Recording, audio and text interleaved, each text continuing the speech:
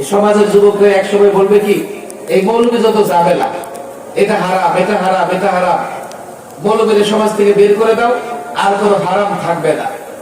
বলবে এটা কি সম্ভব? কেন সম্ভব না? খ্রিস্টান পাদ্রীরা কোথায় বসবাস করে? ইতালির ভ্যাটিকান সিটিতে। আপনার ভিতরে একবার প্রশ্ন আসে না হয়তো বা কোনোদিন, যে খ্রিস্টান পাদ্রীরা ভ্যাটিকান সিটিতে কেন গেল? খ্রিস্টান পাদ্রীদেরকে সমাজ থেকে বের করে দেওয়া হয়েছে, তাদের জন্য পৃথিবীর একটা ক্ষুদ্র রাষ্ট্র বানিয়ে দেওয়া হয়েছে, এর নাম ভ্যাটিকান সিটি, এবং যেখানে কোনো নারী প্রবেশ করতে পারে না। কেন? যে আমরা সাধারণ মানুষ নারীর কাছে যাই, তো উনিও যদি নারীর কাছে যায়, তো উনি আমাকে পাদ্রী দেবতা কেমনে হবে? আজকে আলেম ওলামারা যদি সমাজ তৈরি করতে না পারে, রাজনৈতিক শক্তি তৈরি করতে না পারে, একসময় সমাজের একদল উচ্ছৃঙ্খল যুবক স্লোগান দেবে যে এই মৌলবীরা কেন, ওরা চলে গেলে আর হারাম হালাল থাকবে না, ওদেরকে বের করে দাও। গত 16 বছর তো এই চেষ্টাই করা হয়েছে। আমরা খুব বেশি আলেম গ্রেফতার হয়েছে এমন না। কতজন? আমরা কেন্দ্রীয় কারাগারে 72 জন আলেম ছিলাম। আমাদের বাইরে 72,000 আলেম বাহিরে ছিল, কিন্তু গ্রেফতার হবে এই ভয়ে আমার মনে হয় 72,000-এর মধ্যে অন্তত 71,999 বাতিলের সামনে মাথা নত করতে দ্বিধা করে নাই। অনেক আমরা দেখেছি ভিতরে থেকে থেকে। এই জন্য আলেম ওলামা, এই আল ফালাহ সমাজ কল্যাণ সংস্থার দায়িত্বশীলদের আমি বলবো, দেখেন, ঠিক এই মুহূর্তে লম্বা আলোচনা করার কোন সময় না। আজানও হইতেছে চতুর্দিকে, আর এখানে সাধারণ যুবকেরাও আছে। আপনাদের এই আলেমদের সংগঠনকে আমি মনে করি আপনারা ইসলাম জাতির সামনে ভালোভাবে উপস্থাপন করে প্রত্যেকটা মানুষকে প্রকৃত মুসলিম বানান, প্রকৃত মুসলিম বানান। নামে মুসলিম না, নামে মুসলিম না, নামে মুসলিম হয়ে কখনো বাতিলের মোকাবেলায় দাঁড়াতে পারবে না। নামে মুসলিম হলে আসতেছে ভোট, দেখবেন নোটের কাছে বিক্রি হয়ে যাবে। নামে মুসলিম হলে যেখানেই থাকুক সেখানেই দুর্নীতি করবে, মসজিদে বসে থাকলেও দুর্নীতি করবে, মাদ্রাসায় বসে থাকলেও দুর্নীতি করবে, নামে মুসলিম হলে। আর যদি কামে মুসলিম হয়, তো প্রশাসনে বসলেও চুরি আর দুর্নীতি করবে না। আমি অনেক অফিসারদের চিনি যারা চাইলে 1000 কোটি টাকা দুর্নীতি করতে পারতো, 1 টাকাও দুর্নীতি করে না। আবার এমন টুপিওয়ালাও আছে, মসজিদে বসে মসজিদের ফ্যান চুরি করে ভেঙে যায়। আছে। প্রকৃত মুসলিম বানানোর জন্য আমি এই আল ফালাহ সমাজ কল্যাণ সংস্থার দায়িত্বশীল, বিশেষ করে এলাকার কৃতি সন্তান মাওলানা মুফতি আব্দুল কাইয়ুম সাহেব, ঢাকার একটা জামিয়ার উনি মোতায়েন হয়েছেন। আমাদের মনির সাহেব অনেক বড় ব্যবসায়ী। এই আলেমদের নিয়ে গঠনমূলক কাজ কি করে করা যায়, কি করে মানুষকে প্রকৃত মুসলিম বানানো যায়। মানুষ প্রকৃত মুসলিম হয় না কেন জানেন? এই যে মাইক বাজতেছে না, নদীর উপারে যান, শরীয়তপুর মাদারীপুরে মহল্লায় মহল্লায় মাজার আছে। কেন জানেন? ওই এলাকার লোকেরা আটরশির কথা বলতেছে না, ওইটা তো একটা পুরা বড় আজদাহা। তারা মনে করে যে মাজার হলে বড় লোক হয়ে যায়, এই টুপি দাড়ি মৌলবী এগুলো হলে তো সমস্যা। এই দেখো না, মৌলবীরা কয় টাকার মালিক। ঢাকায় দেওয়ানবাগে পীর আছে, ওদের কেন মুরিদ হতে চান জানেন? দেওয়ানবাগের কাছে মুরিদ হইলে নাকি বড় লোক হয়ে যায়। তো তোর পীর দেওয়ানবাগে বড় লোক হয় না কেন? ওর কাছে মুরিদ হয়ে অন্ধরা বড় লোক হয়ে যায়, ওই বড় লোক হয় না কেন? আল্লাহ মুফতি আমিন রাহিমাহুল্লাহ মজার একটা ঘটনা শোনাইতেন, বারবার আমি শুনছি। মুরিদ গেছে পীরের বাড়িতে পীরকে দেখতে, গিয়া দেখে পীরের স্বাস্থ্য নষ্ট হয়ে গেছে, শুকায় গেছে। তো মুরিদ আফসোস করতেছে, আহা পীর সাহেব, আপনার এই স্বাস্থ্যের অবনতি। পীর কি বলে? আরে সব তোর কারণে হইতেছে, তোর কারণে। তুই নামাজ পড়স না, তোর নামাজ আমার পড়া লাগে। তুই রোজা রাখাস না, তোর রোজা আমার রাখা লাগে। আর তুই তো পাপি, পুল সিরাত কেমনে পার হবি? তো তোর আমি প্রত্যেকদিন কোলে নিয়ে পুল সিরাত পার হওয়ার প্র্যাকটিস করি। মুরিদকে এত কিছু করেন আপনি আমার জন্য, যান ওই আরিউল বিলের ক্ষেত আপনাকে দিয়ে দিলাম। পীর কয় ডাক নাম্বার কত, খতিয়ান কত? আমি মূর্খ মানুষ, এত কিছু বুঝি না, সকালে দখল বুঝাই দিল। সকালবেলায় শীতের দিন রওনা হয়েছে জমির দখল বুঝাই দিলে। গ্রাম দেশের মানুষ আবার জমির আইনের উপরে খুব অত্যাচার করে, ডান দিকে বা দিকে কাটতে কাটতে যতক্ষণ পারে গেলে। মুরিদ তো দপদপ করে হাঁটতেছে, পীর শৌখিন মানুষ, সে তো হাঁটতে পারতেছে না। 2-4 কদম দিয়ে ধপাস, মুরিদ কি আওয়াজ হয় কিসের? তাকে দেয় আওয়াজ আর কি, পীর পড়ে গেছে। আর মুরিদ দে বক্তাছে, খবিস জানা এই দিয়ে হাঁটা যায়, কই নিয়ে আসছো সবারে? মুরিদ সাধারণ মানুষ, হুট করে তার মাথায় ঢুকে গেছে, আরে আজ যতই কাটল এখনো তো 1 বিঘত আছে। আর পুলসরাত শুনছি চুলের মতো চিকন আর তরবারির মতো। আমারে কোলে নিয়ে পুলসরাত পার হয় আর 1 বিঘত আইল দিয়ে হাঁটতে পারে না। কৃষক মানুষ গ্রামে গেলে হাতে একটা 1.5 হাত লম্বা লাঠি থাকে, এর আমার পীরের পিঠে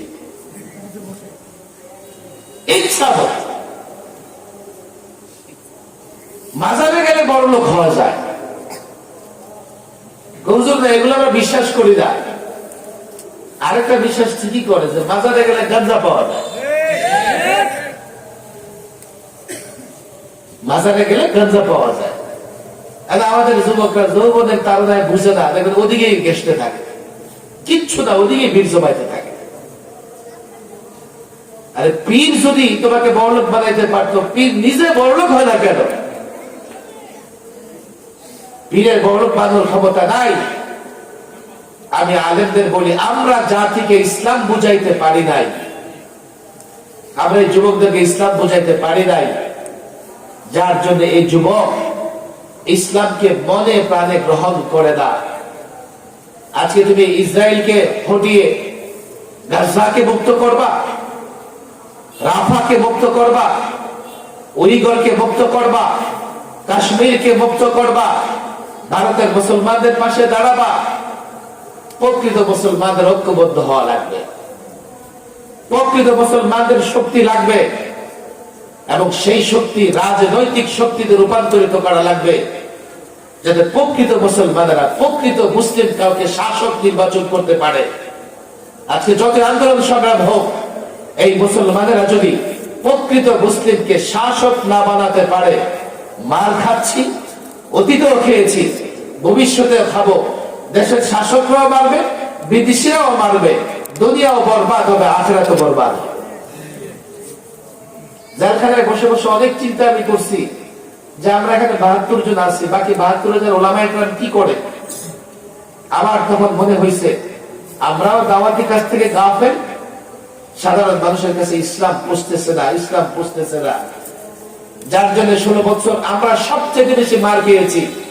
কিন্তু পরিবর্তনের পরে আমরা রাষ্ট্র ক্ষমতা নিতে পারি নাই, আর 14-15 দিন আন্দোলন করে একদল রাষ্ট্র ক্ষমতা নিয়ে নিছে। অথচ আমরা এই পরিমাণ রক্ত দিয়েছি রাজপথে, তারা রাজপথে এতটা পানি বিতরণ করে নাই।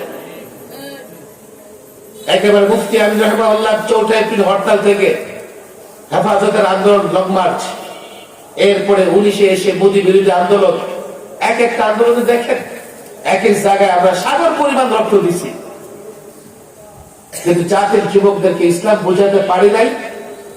জাতি যখন কোনো প্রয়োজনে আমি নেমেছি, আমার সঙ্গে আমার ছাত্র আর কিছু আলেম নেমেছে, এই যুবকেরা রাজনৈতিক দলের জন্য রক্ত দিলেও ইসলামের জন্য রক্ত দেয় না। এই যুবকেরা কোটা প্রথার বিরুদ্ধে রক্ত দিলেও ইসলামের জন্য যুবকেরা রক্ত দিতে চায়, তাদের ইসলাম বুঝাতেই পারি নাই। এরপরেও এই যে ফেসিবাদের পতন হয়েছে, এটা ওলামাদের উপরে জুলুম করার কারণ।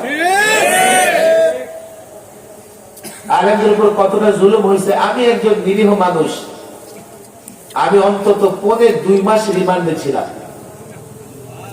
তাও ঘুরে ঘুরে, ডিবি থেকে শুরু, এরপরে পল্টনে, পল্টন শেষ করে কারাগারে, ওখান থেকে শাহবাগ, শাহবাগ থেকে মতিঝিল, মতিঝিল থেকে রমনা, রমনা থেকে আবার ডিবিতে, এবং জেলখানায় এক এক আলেমকে ফাঁসির সেলে এইভাবে বন্দী করা হয়েছে, মাসের পর মাস সে কামরা থেকে, ছোট্ট একটা কামরা থেকে বের হতে পারে না। অথচ জেলের ভেতরে চুরির মামলার আসামি, খুদের মামলার আসামি, ধর্ষণ মামলার আসামি সব পুরো জেলখানায় ঘুরে বেড়াচ্ছে। এই তো কেন্দ্রীয় কারাগার আপনাদের এখানে কেরানীগঞ্জে কাছে, আপনাদের ভিতরটাকে কত সুন্দর বানাইছে, খেলার মাঠ আছে, বিউটি পার্লার আছে, জিম আছে, বডি বিল্ডিং করতে পারবে, বিউটি পার্লার আছে, স্বাস্থ্যও পারবে। আবার এখানে কফি শপ আছে, কফি খাবেন, চা খাবেন, সিঙ্গারা খাবেন, পুরি খাবেন। আবার চিকিৎসাও ফ্রি, ডাক্তার এসে আপনার চিকিৎসাও করতেছে, সব ঠিক আছে। কিন্তু আলেমদেরকে একটা পানিশমেন্ট সেলে 24 ঘন্টা তালাবদ্ধ করে রেখেছে। আলেমরা ওই পানিশমেন্ট সেল, ফাঁসির সেল থেকে বের হইতে পারত না। এখান থেকে কাশিমপুরে নিয়ে গেছে, সেখানে এই অবস্থা। জুলুম এত করছে আলেমদের উপরে, পরিবার থেকে বিচ্ছিন্ন, আইনজীবী থেকে বিচ্ছিন্ন, সন্তান মারা গেছে খবর পর্যন্ত দেয় নাই। প্রচলিত আইনেও এই সুযোগে অধিকার ছিল আলেমদের, সন্তান মারা গেছে খবর পর্যন্ত দেয় নাই। আমার বাবা মারা গেছে, আবার লাশের মতো করে মধ্যরাতে টেনে হেসড়ে দিয়ে গেছে। আলেমদের উপরে এত জুলুম, এত অত্যাচার করছে। আলেমরা জেলখানায় কি করছে, 12টা, 1টা, 1:30টা বেজে গেছে, এক এক কামরা থেকে কান্নার আওয়াজ আসতো, কান্না কান্না। কোন আলেম নামাজে দাঁড়ায় কেরাত পড়তেছে আর কান্না করতেছে, রুকুতে গিয়ে কান্না করতেছে, সাজদায় গিয়ে কান্না করতেছে। আলেমদের কান্নায় জেলখানা ভারী হয়ে গেছে। তারা আলেমদের মানুষ থেকে বিচ্ছিন্ন করেছে, আল্লাহ থেকে বিচ্ছিন্ন করতে পারে না। আলেমদের উপর জুলুমের কারণে পতন হয়েছে, এটা একটা কারণ। ছাত্র আন্দোলন আলেমদের উপর জুলুমের কারণে, আমি তো পরিষ্কার বলি, লোকেরা বলে চট করে ফিরে আসবে, এই তো আসতেছে, বাংলাদেশে আসবে। আমি বলি দেখো, আল্লাহর গজবে যাদের পতন হয় তারা ফিরতে পারে না।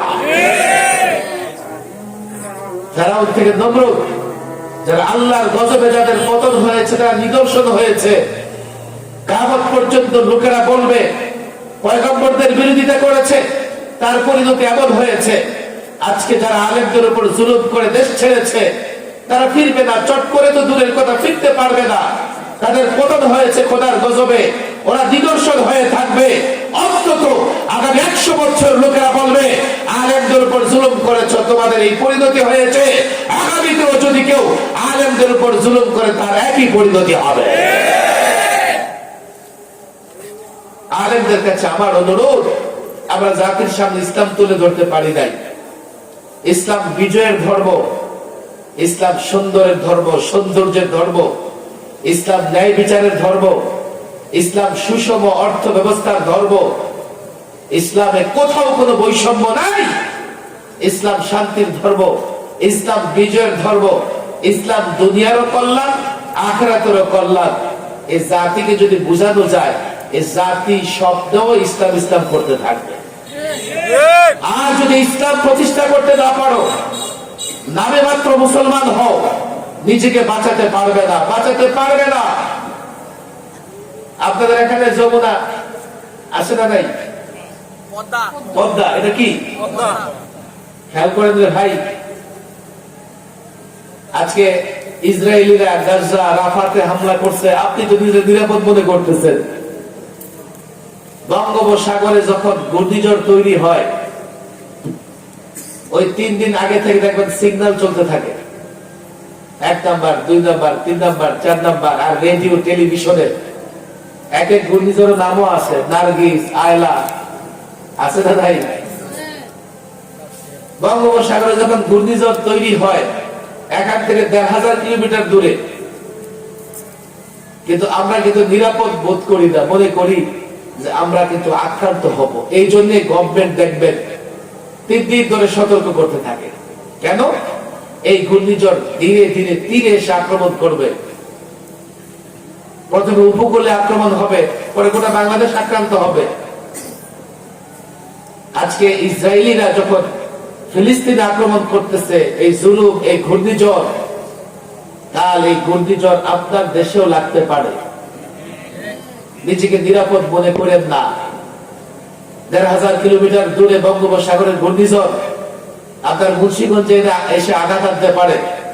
আজকে ইহুদিরা যে কাজ করতেছে, কাল হতে পারে এই জুলুম আপনি পর্যন্ত পৌঁছে যাবে। কাল না, আমি তো যে কোনো সময় বিপদ দেখি। ইহুদিদের সবচেয়ে বড় মিত্র বুদ্ধি এবং হিন্দুত্ববাদী, সবচেয়ে ঘনিষ্ঠ মিত্র। এখন হামলা করতেছে ইহুদিরা, অথচ ১.৫ বছর আগে নরেন্দ্র মোদী অস্ত্র পাঠাই দিছে।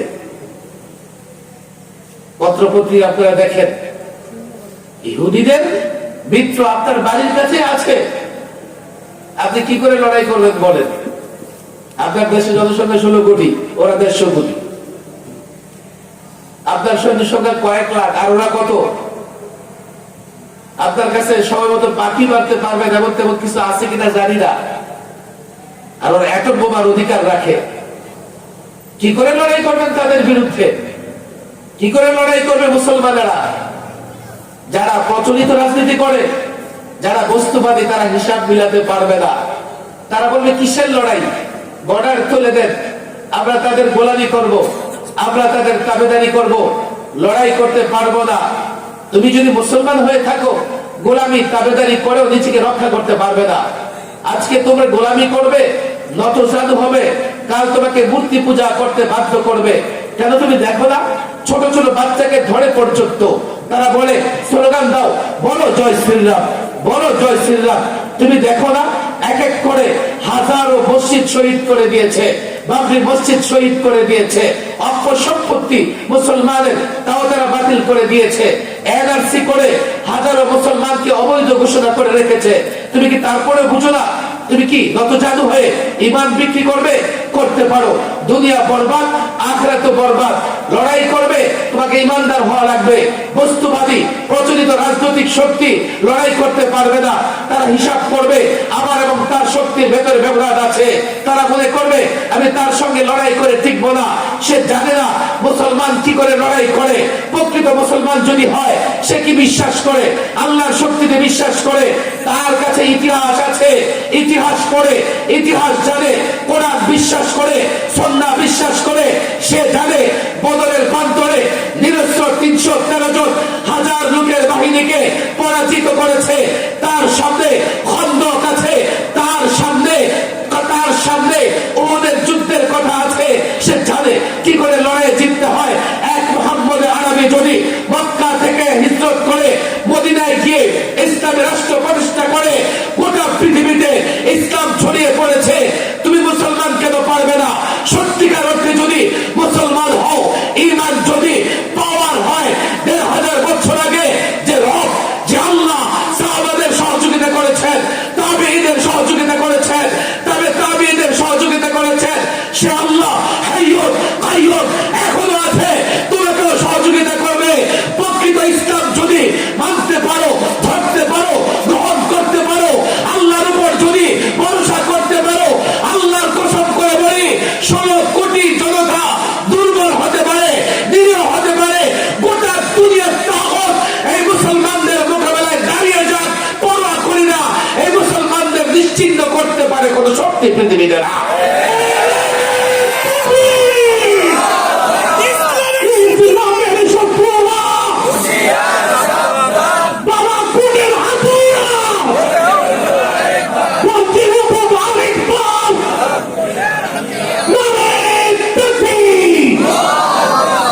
মুসলমান যুবকদের বলে, দেখো তোমার দেশ যদি আক্রান্ত হয়, মনে করো না তুমি দৌড়ে কোথাও যাবে।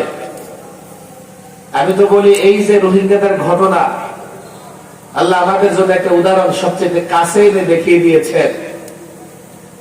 রোহিঙ্গারা যখন বাংলাদেশে প্রবেশ করে, আমরা তাদেরকে উদ্ধার করতে গেছিলাম নাফ নদী থেকে। এক এক রোহিঙ্গা যুবকের চোখের পানি আর বৃষ্টির পানিতে একাকার। বৃষ্টি পড়তেছে, সে কান্না করতেছে। কান্নার কারণ জিজ্ঞেস করে সে কি বলে, হুজুর আমি তো দৌড়ে আসছি, যুবক মানুষ, আমার মা, আমার বোন, আমার স্ত্রী, আমার আত্মীয় স্বজনদের ইজ্জত রক্ষা করতে পারি নাই।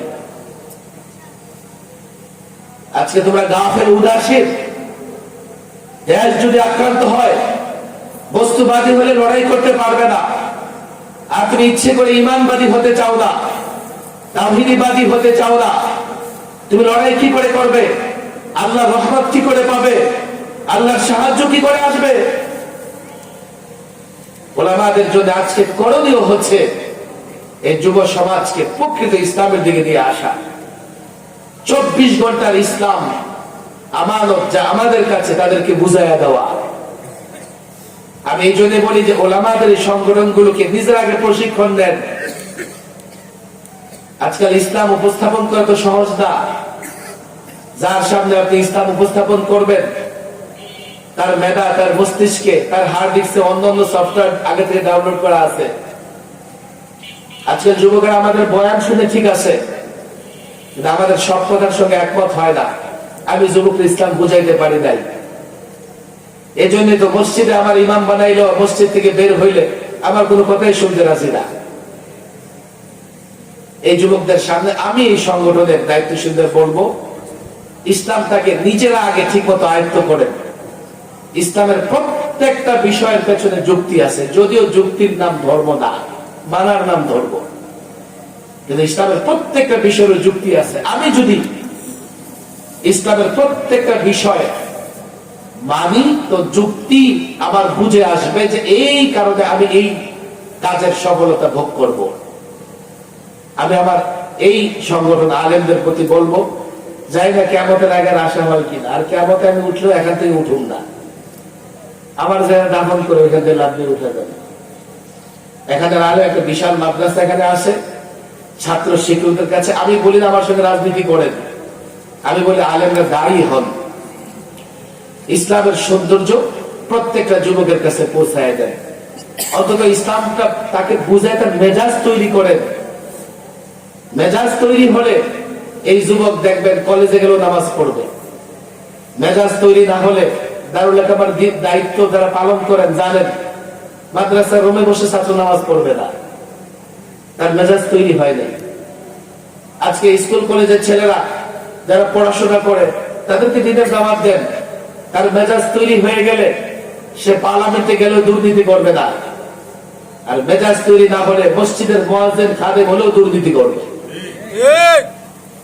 ইসলাম বুঝায় আমাদের যুব সমাজকে, আমাদের ছাত্র সমাজকে তৈরি করেন। যদি এই কাজ করে, আমি মৌলানা মুফতি আব্দুল কাইম সাহেব এখানে আসে, আমি এখন ওলামাদের মধ্যে উমরে দিনের বিষয়গুলো কি করে স্কুল, কলেজ, ইউনিভার্সিটি সর্বত্র উপস্থাপন করা যাবে, এই দিন আমার বাপদাদার একক সম্পত্তি না। এই যে যুবকরা বসে আছে, এটা দিন তাদেরও। আমার বাড়তির দায়িত্ব হচ্ছে এই দিনের আমানত তাদের কাছে পৌঁছায় দেওয়া, এমন ভাবে পৌঁছায় দেওয়া দিন যে শ্রেষ্ঠ এটা তার বুঝে আসে। যদি এই ধরনের কাজ এই সংগঠন করে, ওলামায়ে কেরাম করে, আমি আমার জায়গা থেকে সহযোগিতা করবো। আমি এই যে রোজার পরে মাহফিলে রাখতেছি না, আমি মনে করি মাহফিল করার অনেক আছে, অনেক। আমি চাই আলেমরা নিজেরা গঠনমূলক কাজ করো, এক একজন যুবককে বুঝা, তাদের সামনে ইসলাম পেশ করো। এর আগে নিজেদের ছাত্রদেরকে এমন করে তৈরি করো তারা দায়ী হয়, তারা মুআল্লিম হয়, ইসলামের বিষয়গুলো নিজের আগে বুঝে। যদি এইভাবে আমরা কাজ করতে পারি, আপনারা এখানে কাজ করেন, অন্য এলাকায়, অন্য মাদ্রাসা, অন্য সংগঠন কাজ করে, ইনশাআল্লাহ একটা সময় আমরা দৌড়াইতে দৌড়াইতে এক হয়ে যাবে। খালি বলে এক হন আর এক হন, আরে দুই দুই এক হলে তো 4 হবে, 50 তো আর হবে না। দুই দুই 2 3 4 সব মিলে যদি এক হয় তো 10 হবে।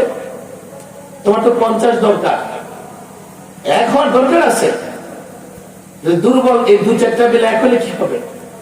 আমরা প্রত্যেকে নিজের জায়গায় যদি শক্তিশালী হই, তখন যদি আমরা এক হয়ে ঐক্যবদ্ধ হই, তাহলে দেশের যে কোনো পরিবর্তন নিয়ে আসতে পারবো। আমরা যদি প্রত্যেক সংগঠন, প্রত্যেক আলেম নিজের এলাকাকে মুআফেক বানাই, নিজের এলাকাকে দাওয়াতি কাজ করে ইসলামের মেজাজ তৈরি করতে পারি, সারা বাংলাদেশে যদি এভাবে কাজ হয়, আমরা একটা সময় চলতে চলতে এক হয়ে যাব। তখন আমাদের ঐক্যবদ্ধ এতটা শক্তিশালী হবে, কোন শক্তি আমাদের সামনে দাঁড়াতে পারবে না। আমি এখানে মাদ্রাসার ছাত্র যারা আছে, আমি ওলামাদের হাতে পায়ে ধরে বলি, আমি অনেকদিন মৌলানা মনির সাহেব, আব্দুল কাইয়ুম সাহেব জানে, প্রায় 25 বছর ধরে তো মাঠে ময়দানেই সংগঠন করি। এরপরে ছাত্র জীবনে সংগঠন করছি। আমার কাছে মনে হইতেছে আমরা দিন দিন দুর্বল হয়ে যাইতেছি। কোন জাতি যদি দাওয়াতি কাজ ঠিক মতো চালাইতে না পারে, দাওয়াতের মাধ্যমে তার মিশন প্রচার করতে না পারে, একটা সময় সে একা হয়ে যাবে, একা হয়ে যাবে। আর দাওয়াতের মাধ্যমে সে মিশন যতজন মানুষকে পৌঁছাইতে পারবে, অতজন মানুষ তার সঙ্গে থাকবে, তখন সে শক্তিশালী হবে। এই যে গড় পর্দায় আমরা 16 কোটি মুসলমান ধরি, ইসলামের প্রয়োজনে কয়জনকে আপনি কাছে পাবেন? এই জন্য আমি হাতে পায়ে ধরে ওলামাদের বলে যাই, আপনারা এখান থেকে যদি প্রকৃত পক্ষে দাওয়া এবং তালিমের কাজ করেন এবং স্কুল কলেজ এবং এলাকার যুব সমাজকে প্রকৃত মুসলিম হিসেবে ইসলামী মেজাজ তৈরি করতে চান, ইনশাআল্লাহ আমি আপনাদের পাশে থাকবো, সহযোগিতা যতটুকু পারি করবো। এবং গতানুগতিক ওয়াজ মাহফিল থেকে আমি দূরে সরে যাচ্ছি। এই জন্য রোজার পর থেকে একটা প্রোগ্রামে গেছি, তাও আলেমদের। আমি আমার অনেক কাজ ইউনিভার্সিটি, কলেজ, নানান লেভেলে দাওয়াতি কাজ, যেটা যে তুমি যেখানেই থাকো মুসলমান থাকো, তুমি যেখানেই থাকো ইসলামের প্রত্যেকটা বিষয়কে প্রাধান্য দাও। তুমি কেন দিবা না? দুনিয়ায় যত ফর্মুলা আছে, সব ফর্মুলার থেকে ইসলাম বেস্ট। কেন ইসলামকে প্রাধান্য দিবা না? এই জন্যই দাও না, তুমি ইসলাম বুঝো না। ইসলামকে বোঝানো আল্লাহ তাবারক ওয়া তাআলা এই সংগঠনকে কবুল আর মঞ্জুর করে দেন। চতুর্দিকে আজান হয়ে গেছে, নামাজও এখন হবে। নামাজের পরে ইনশাআল্লাহ আলোচকরাও আছেন। ওলামায়ে কেরাম যদি খাস ভাবে কাজ করেন, মওলানা মুফতি আব্দুল কাইয়ুম সাহেব আছেন, ঢাকায় অনেক ব্যস্ত বড় ব্যবসায়ী, বড় মাদ্রাসার মোতাবেক, কিন্তু নিজে একটা এলাকার জিম্মাদারি উনি নিবেন। এবং আমাদের ভাই মওলানা মনির হোসেন সাহেব, যেহেতু মুফতি আমির রহমানকে দেখছেন আপনারা, মুফতি আমির রহমানের সঙ্গে কাজ করছেন। মুফতি আমির রহমানুল্লাহ গতানুগতিক রাজনীতির চাইতেও আদর্শ ভিত্তিক রাজনীতিটা বেশি করতেন। মুফতি আমির রহমানুল্লাহ সমাজ গঠনে, ছাত্রদের মেজাজ তৈরিতে অনেক বেশি কাজ করছেন। গতানুগতিক সংগঠন রাজনীতিটা খুবই অল্প সময় করতেন। এই জন্য আপনারা যেহেতু কাছে দেখছেন, এক একটা এলাকা, এই এলাকার জিম্মাদারি আপনারা দিবেন। আল্লাহ তাবারক ওয়া তাআলা তৌফিক দান করুন। ওয়া মা তাওফীকি ইল্লা বিল্লাহ ওয়া মা আলাইনা ইল্লা